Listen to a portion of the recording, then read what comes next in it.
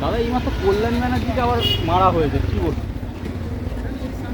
কালকে অভিষেক বন্দ্যোপাধ্যায়ের উপরে যে হামলা হয়েছে তাতে দেখা যাচ্ছে সব তৃণমূলের লোকজনেরাই জড়িত, তারাই ধরে মেরেছে।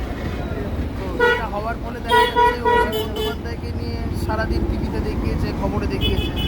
এখন তো নির্বাচনে হারার পর থেকে তৃণমূলের নেতাদের এত টিভিতে বা খবরে খুব কম দেখাচ্ছে। কল্যাণ ব্যানার্জির মনে হয়েছে তারও টিভিতে তার মুখটা দেখাতে হবে, অনেকদিন লোকে দেখেনি। খুব দুর্বল চিত্রনাট্য, রাস্তাতেই যেতে যেতে হঠাৎ করে মাথায় হাত দিয়ে শুয়ে পড়ল। তো ওনাকে বলবো, আমি একটু আগে নাট্য জগতের ব্যক্তিত্বদের সাথে বসে ওদের সাথে আলাপচারিতা করছিলাম। এই ধরনের কিছু চিন্তাভাবনা করলে নাট্য জগতের ব্যক্তিত্বদের সাথে ভালো করে একটা সুন্দর চিত্রনাট্য তৈরি করে যেন করে। আজকেরটা বড়ই দুর্বল চিত্রনাট্য ছিল। বহু পৌরসভায় মানে চেয়ারম্যান থেকে কমিশনার থেকে আরম্ভ করে তারা ইস্তফা দিয়ে দিচ্ছে।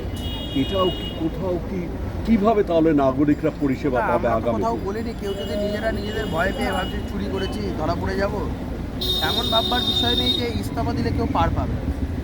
ইস্তফা যারা দিচ্ছে তারাও যদি চুরি করে থাকে তাদের শাস্তি হবে, যথাযথ শাস্তি হবে, কেউ বাঁচাতে পারবে না। নাগরিকরা সাফারার হয়ে যাচ্ছে। তো আলটিমেটলি আমি সেই কথাই বলছি, সরকার এটা নিয়ে একটা মেকানিজম চিন্তাভাবনা করছে, খুব শিগগিরই যাবে। থ্যাংক ইউ দাদা।